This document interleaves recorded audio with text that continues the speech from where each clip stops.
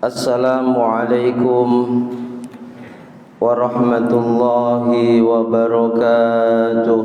Waalaikumsalam warahmatullahi wabarakatuh. Bismillahirrahmanirrahim.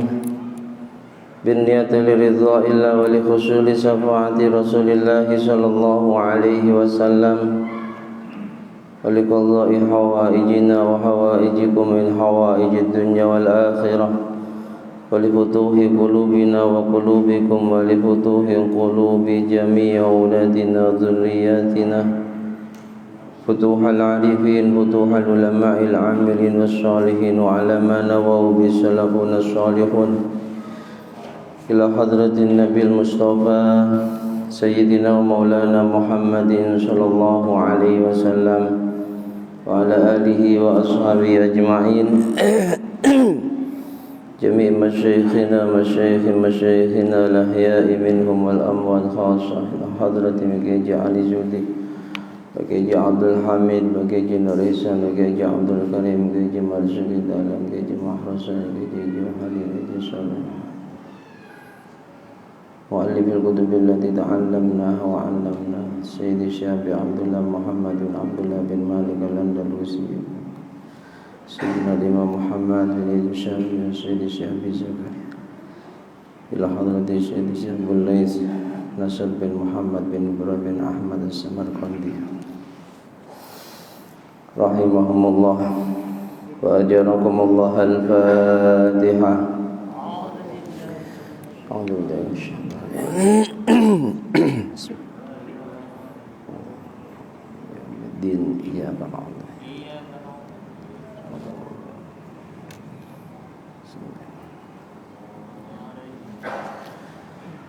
Alhamdulillahi rabbil alamin wal aqibatu lil muttaqin wala udwana illa 'alal zalimin. Wassalatu wassalamu ala asyrafil anbiya'i wa imamil mursalin Sayyidina wa maulana Muhammadin wa ala alihi wa ashabihi ajma'in. Subhanaka la ilma lana illa ma 'allamtana innaka antal alimul hakim. Rabbi shrah li sadri wa yassir li amri wahlul 'uqdatam min lisani yafqahu qawli amin amma ba'd. Hadirin hadirat jamaah salat maghrib Masjid Al-Ikhlas yang kami hormati dan kami muliakan, kaum muslimin muslimat rahimakumullah wa as'adakumullah. Mudah-mudahan dengan istiqomahnya kita hadir di majlis kemuliaan ini benar-benar menjadi sababiyah Allah senantiasa melimpahkan rahmat, ridho dan ampunannya kepada kita semua. Allah berkenan memuliakan dunia akhirat kita. Amin amin Allahumma amin.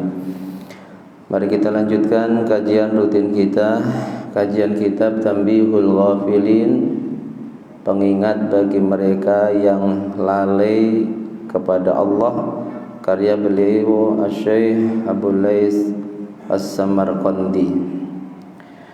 Bismillahirrahmanirrahim. Qala al-muallif rahimahullahu ta'ala wa nafa'ana bihi wa bi ulumihi wa bi asrarihi wa bi anwarihi fid dharain amin. Wa qala hakimun minal hukama. Seorang ulama ahli hikmah berkata, memberikan nasihat untuk kita semua, man amila sab'atan duna sab'atin lam yantafi bima ya'mal. Barang siapa yang melakukan 7 amal tanpa adanya 7 perkara, maka sungguh amal yang dilakukannya tidak bermanfaat. Melakukan 7 amal tanpa 7 perkara, sia-sia amalnya. Apa ketujuh amal tersebut? Awwaluha ay ya'mala bil khauf dunal hadri. Yang pertama, orang melakukan amal khauf. Khauf ini amal yang dilakukan oleh hati. Khauf itu artinya rasa takut akan murka dan siksa Allah. Ini termasuk perintah agar dalam hati kita ada rasa takut dan murka akan sifatnya Allah yang dibahasakan syariat namanya sifat khauf. Nah, sifat khauf ini harus diimbangi dengan sifat yang lain yang disebut dengan sifat roja. Kalau khauf ini sifat atau rasa takut akan murka dan siksanya Allah, sehingga berhati-hati dalam menjalani kehidupan ini, tidak sembrono. Kalau roja itu sifat atau rasa punya harapan besar, optimisme akan rahmat dan ampunannya Allah. Khauf dan roja diibaratkan oleh para ulama ahli tasawuf bagaikan dua sayapnya burung. Yang keduanya harus seimbang. Tidak boleh terlalu besar sifat khaufnya, juga tidak boleh terlalu besar sifat rojanya. Kalau terlalu besar sifat khaufnya, orang ini akan putus asa pada rahmat dan ampunannya Allah. Mungkin ingat dosa-dosa, maksiat-maksiat di masa lalunya yang begitu banyak, yang begitu besar. Akhirnya ia berkesimpulan, sepertinya Allah tidak mau mengampuni dosaku, sehingga putus asa. Ini ketika terlalu besar sifat khaufnya. Sebaliknya, ketika terlalu besar sifat roja seseorang, orang ini akan sembrono, bermaksiat meskipun juga bertobat, tapi saat bertobat masih ada keinginan bermaksiat. Karena apa? Rojanya terlalu besar, sehingga dia yakin pokoknya Allah pasti mengampuni dosaku. Padahal taubat itu ada batas akhirnya. Batas akhirnya kapan? Ketika nyawa sudah sampai di tenggorokan. Dan kapan nyawa seseorang itu sampai di tenggorokan, tidak ada yang tahu kecuali Allah. Sebab mati itu pantas bagi siapapun. Betul?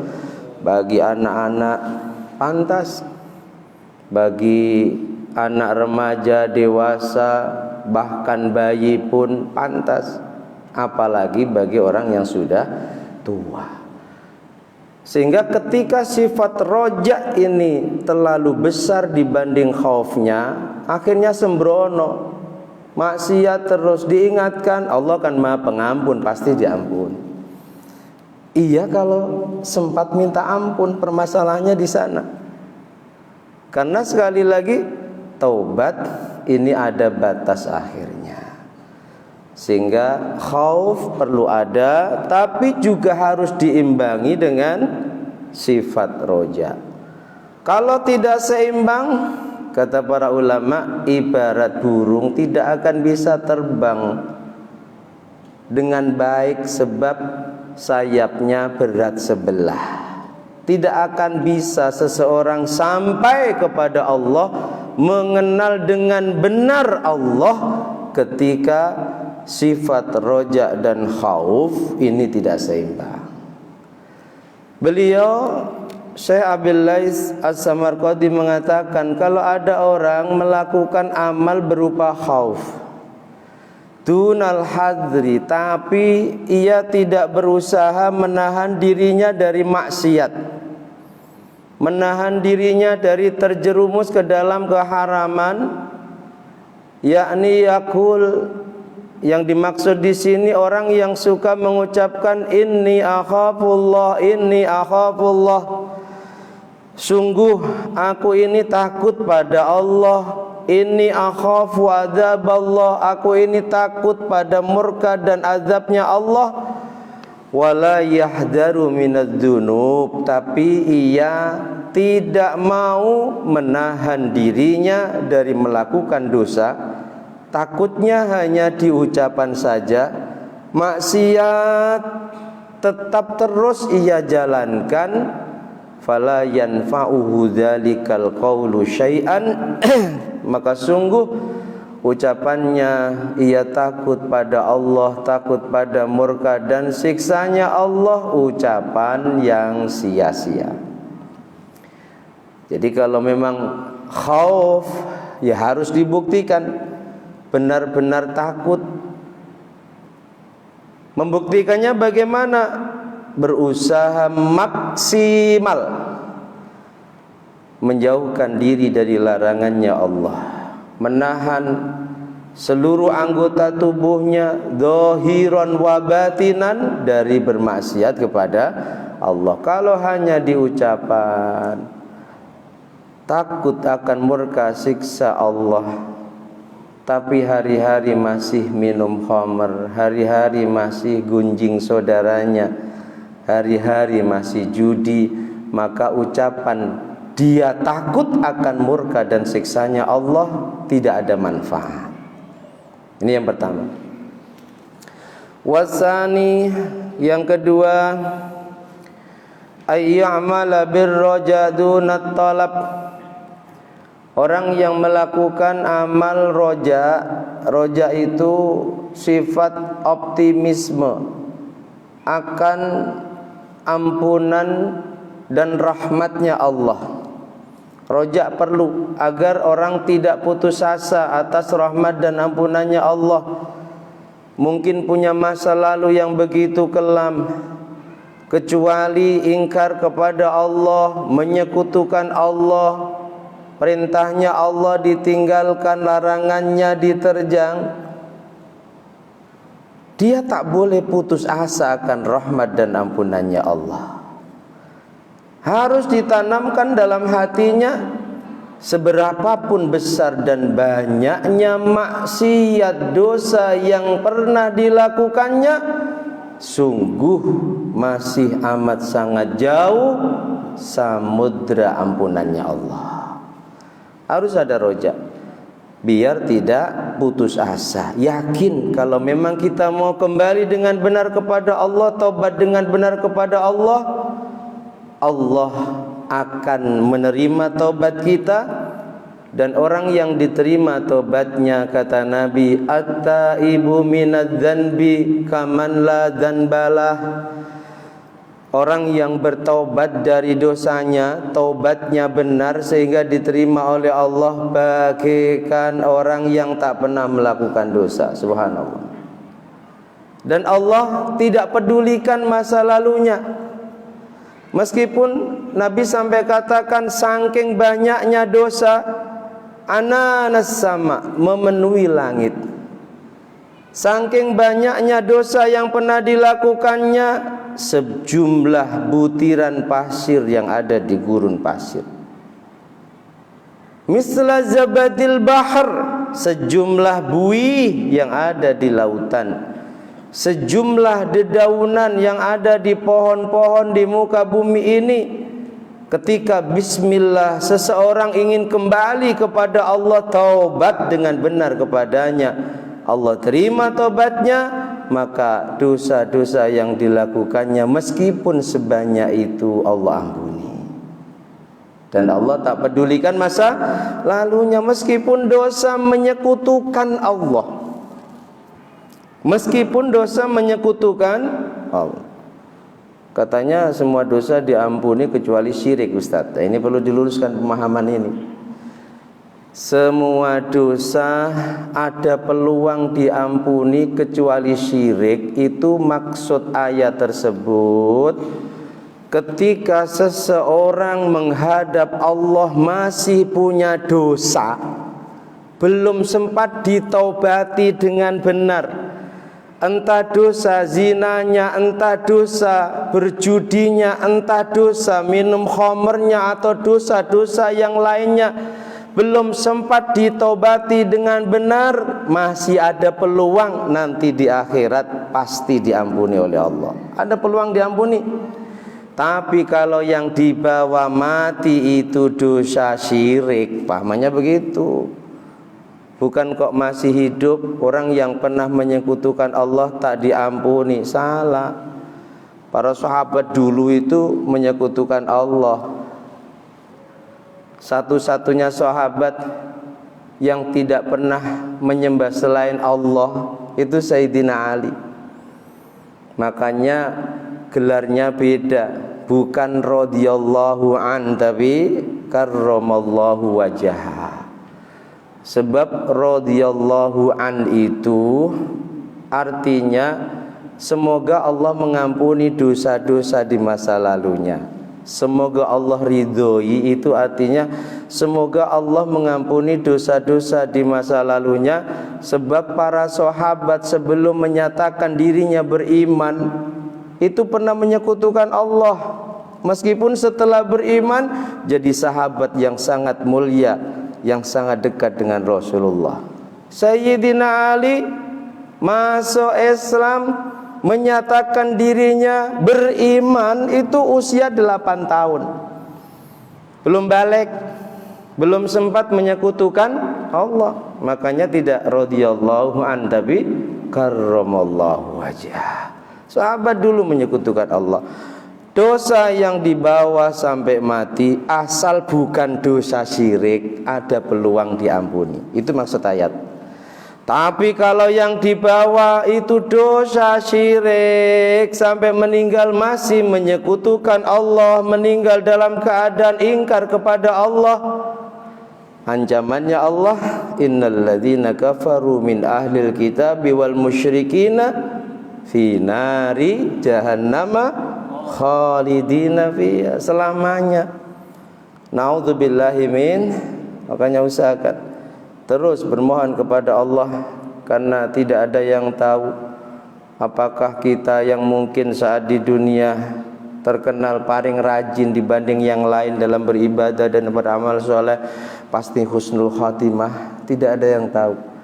Sebab itu adalah anugerahnya Allah, perlu terus kita mohonkan. Mudah-mudahan kita semua saat menghadap kepada Allah benar-benar husnul khatimah. Tetap iman dan Islam kita. Kalau kita menghadap Allah modal iman, modal Islam, meskipun masih banyak dosa dan maksiat yang belum sempat kita tobati dengan benar, peluangnya pasti surga. Pasti surga. Orang yang beriman itu pasti surga. Endingnya pasti surga. Masalah transit di neraka apa tidak, nah itu urusan lain ya. Urusan lah. Kalau memang menghadap Allah tanpa ada dosa langsung, atau dia melakukan amal-amal tertentu yang dijamin Rasulullah yadkhulunal jannata bighairi hisab, langsung itu ya. Jadi orang yang melakukan amal roja dunat tolab tapi tak ada upaya, dia ingin dapat ampunan tak ada upaya dengan mau beristighfar, dia ingin dapat rahmat tak ada upaya dia mau berdoa, pokoknya pengennya itu Allah tahu sendirilah. Ini kan banyak di antara kita. Allah kan mau tahu ngapain minta-minta. Allah kan mau tahu ngapain kita minta ampun. Kalau mau diampuni ya diampuni. Ini bukan akidah Ahlussunnah wal Jamaah. Ya, itu akidah yang sudah melenceng. Allah tahu. Bahkan Allah ini telah menulis dengan begitu rapinya jauh sebelum Allah ciptakan alam semesta apa yang akan dilakukan oleh seluruh makhluk ciptaannya, apa yang akan dialami oleh seluruh makhluk ciptaannya. Tapi Allah juga perintahkan kita untuk berusaha, untuk berdoa. Yang oleh Rasul, di antara sekian penyebab Allah akan rubah qadar seseorang itu adalah dengan ikhtiar maksimal serta doa yang bersungguh-sungguh. La yaruddul qadha illa doa. tidak akan bisa menolak, merubah ketentuannya Allah kecuali doa yang bersungguh-sungguh. Dan itu banyak orang yang mungkin di catatannya sana fakir, tapi dia ikhtiar maksimal, doa sungguh-sungguh, Allah rubah, tidak jadi fakir tapi jadi kaya. Makanya ada istilah qadha, ada istilah qadar. Qadha itu ketentuan Allah sejak zaman azali, yang itu semua akan dialami oleh makhluknya. Tapi apakah yang telah ditentukan oleh Allah itu terrealisasi sesuai dengan catatannya atau tidak? Itu nanti realisasinya namanya qadar. Yang setiap 1 tahun sekali ini Allah tentukan di malam yang sangat mulia. Malam itulah yang disebut dengan malam Lailatul Qadar. Makanya di malam itu perbanyak minta pada Allah. Mungkin setahun yang akan datang Allah takdirkan kita banyak masalah, sebab di malam penentuan apa yang akan menjadi nasib kita setahun yang akan datang, Allah rubah menjadi tak pernah punya masalah. Semua masalah di-clearkan oleh Allah. Tapi Lailatul Qadar rahasianya Allah. Yang jelas pasti ada di malam-malam Ramadan. Orang yang selalu menghidupkan malam Ramadan, ya pasti jumpa dengan Lailatul Qadar. Dicari di selain malam Ramadan tidak ada. Ini ya, jadi yang kedua, orang yang beramal roja tanpa ada usaha, ini amal rojanya sia-sia. Yani yaqul, maksudnya ketika ada orang mengatakan, inni arju sawaballah, aku ingin mendapatkan pahalanya Allah, wala yatlubu bil amali sholihah, tapi dia tidak ada usaha untuk mendapatkannya. Usahanya berupa apa? Melakukan amal soleh. Dia duduk di rumah saja. Dia tidak seperti lainnya yang mau melangkahkan kaki menuju ke masjid, yang mau mengulurkan tangan membantu orang yang kekurangan, tapi dia ingin pahala. Ini orang ngayal. Orang ingin dapat ampunan tapi dia tidak mau mohon ampun. Itu kata beliau Sayyid Abdullah bin Alawi Al-Haddad dalam karyanya An-Nasaihud Diniyah. Itu tukang khayal. Tukang khayal. Kalau ingin dapat ampunan harus mau minta ampun. Ingin dapat pahala harus mau banyak amal soleh. Orang yang roja mengharapkan pahalanya Allah, tapi dia tidak mau berupaya dengan melakukan amal soleh. Orang yang roja ingin mendapatkan ampunannya Allah, tapi dia tidak mau berupaya dengan memperbanyak istighfar, falam tanfa'hu maqalatuhu syai'an, sungguh sia-sia ucapannya. Jadi ya tetap berharap, optimisme Allah akan kasih rahmat dan ampunannya, dibuktikan dengan usahanya apa? Ingin dapat ampunan, istighfar yang banyak. Ingin dapat pahala, amal soleh yang banyak. Kalau hanya diucapkan saja, ucapannya sia-sia. Yang kedua, wasalis, yang ketiga, ayya'mala bin niyah dunal qasdi, yakni yanwi biqalbi ayya'mala ta'at wal khairat wala yaqsudu binafsihi lam tanfa'hu niyatu syai'an. Yang ketiga, orang yang melakukan amal berupa niat. Dalam hatinya itu niat melakukan amal baik, dunal qasdi, tapi tidak ada keinginan yang kuat ingin merealisasikan niatnya. Nanti aku jamaah, cuma nggak pernah direalisasikan. Hanya sekedar niat saja dalam hati, tidak pernah dilakukan apa yang menjadi amalnya. Ini juga sia-sia ucapannya seperti itu. Meskipun niat itu sendiri khusus untuk umatnya Nabi Muhammad, dan itu tidak berlaku untuk umat-umat Nabi dan Rasul lainnya. Umatnya Nabi Muhammad itu Masya Allah, syariatnya paling ringan. Makanya beliau Sayyid Muhammad bin Alawi Al-Maliki itu punya salah satu karya berjudul al-khasais al-ummatul Muhammadiyah. Keistimewaan dari Allah khusus untuk umatnya Nabi Muhammad. Syariatnya paling ringan. Umatnya Nabi Muhammad dalam masalah amal, dia niat melakukan kebaikan, niat saja belum dilakukan, tapi tidak mempermainkan Allah, ya, karena Allah itu tahu. Jangan sampai kita tergolong orang yang kemarin kita bahas, menipu Allah, mempermainkan Allah dia dengan niatnya, padahal Allah tahu. Memang niat, nanti malam aku ngaji, dengan niat itu saja sudah berpahala. Kalau niatnya direalisasikan, pahalanya ditambah.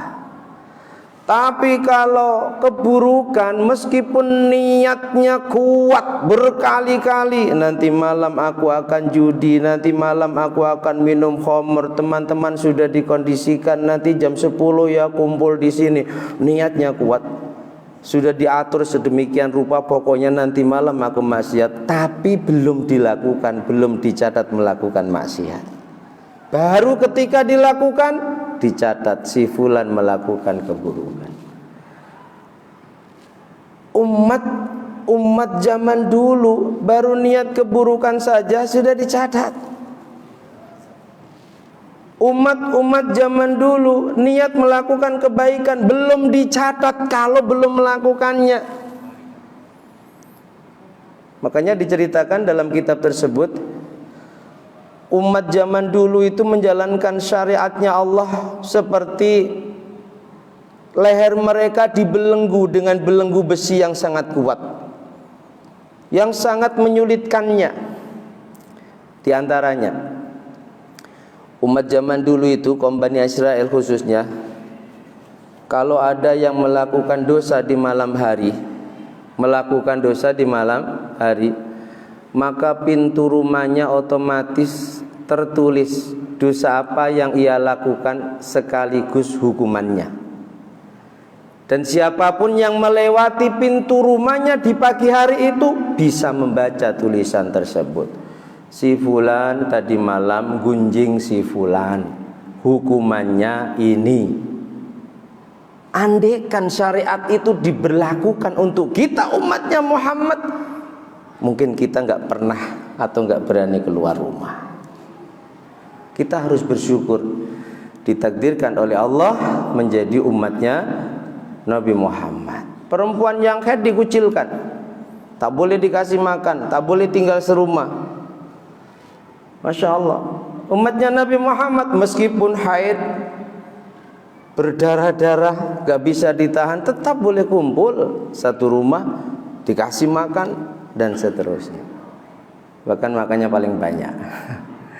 Ya, jadi orang yang beramal berniat tapi nggak pernah merealisasikan amalnya itu, tak ada keinginan kuat untuk merealisasikan amalnya, maka ucapannya dengan niat itu, aku niat nanti malam ngaji, nanti jamaah, nanti sedekah, itu adalah ucapan yang sia-sia.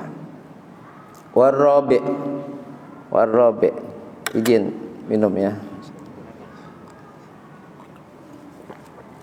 Yang keempat, ayya'mala bid-du'a dunal jahdi.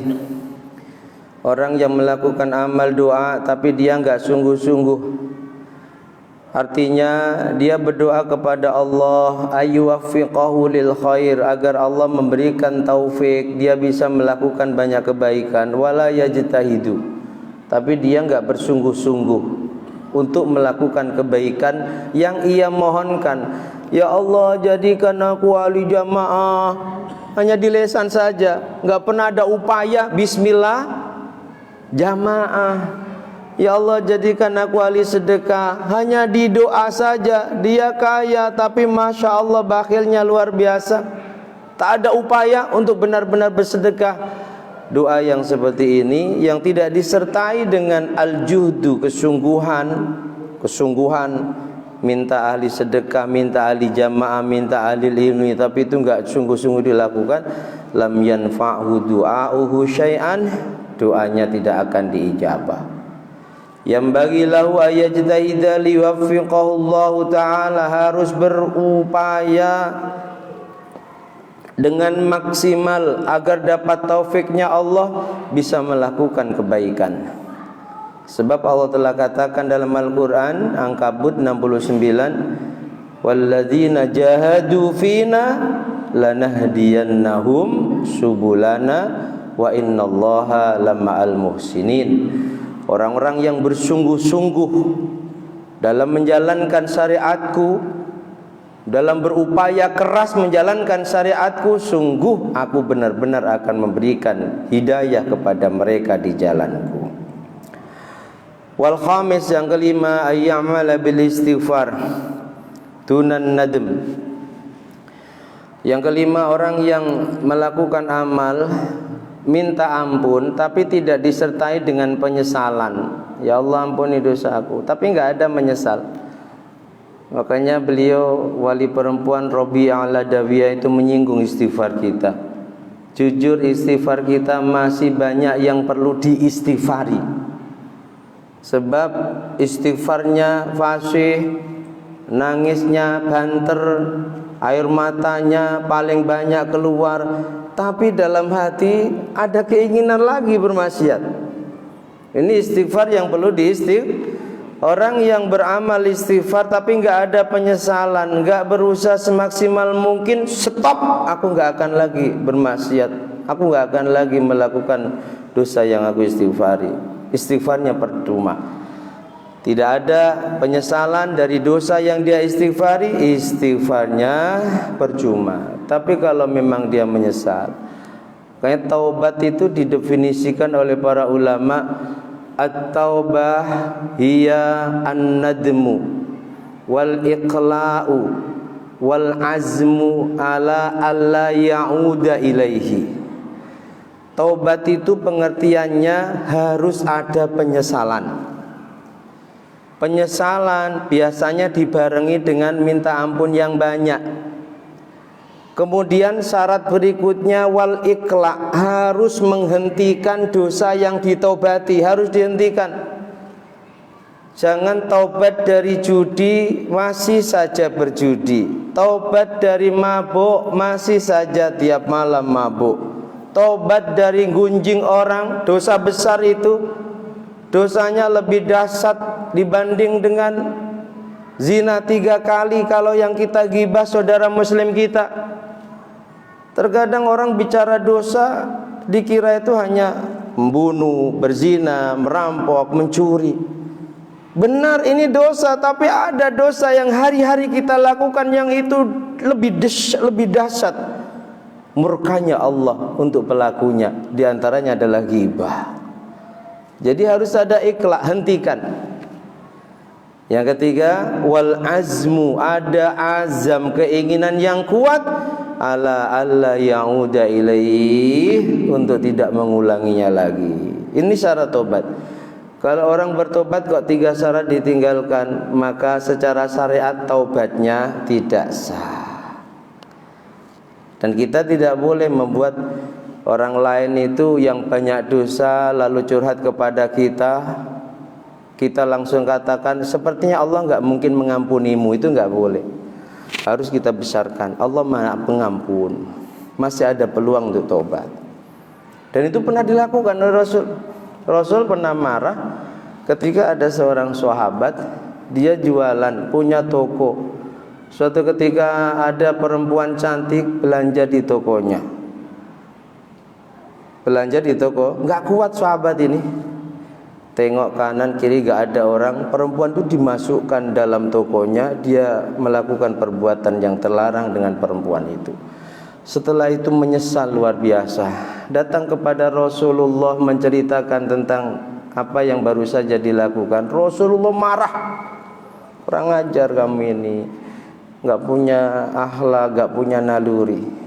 Tapi Rasul langsung ditegur oleh Allah dengan turunnya ayat, walladzina idza fa'alu fahishatan aw dhalamu anfusahum dzakarullaha fastaghfaru lidzunubihim Wa may yaghfirudz dzunuba illallah wa lam yusirru ala ma fa'alu wa hum ya'lamun. Al-Imran. Ini ayat tentang syarat tobat. Allah tegur Rasulullah dengan turunnya ayat.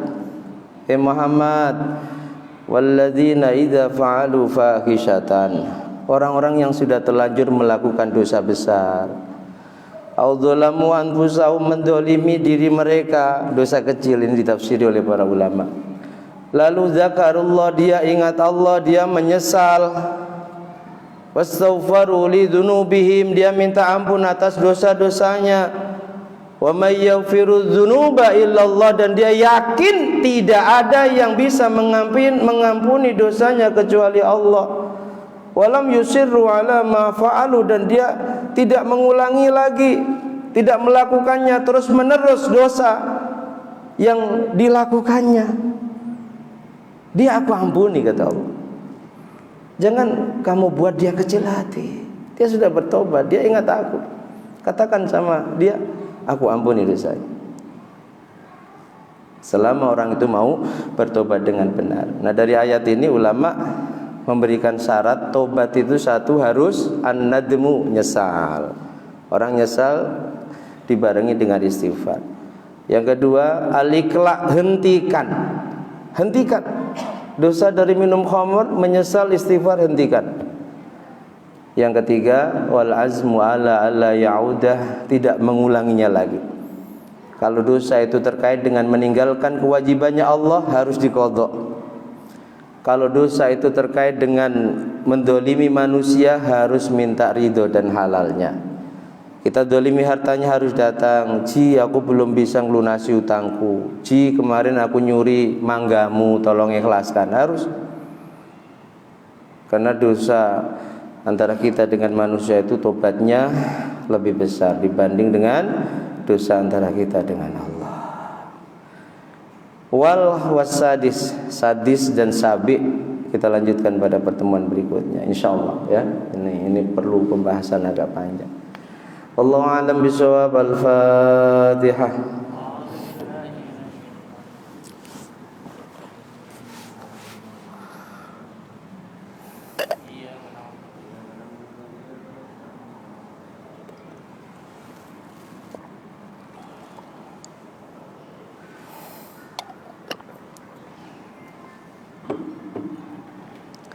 Masih ada waktu 10 menit kurang lebih. Kalau ada pertanyaan, silakan.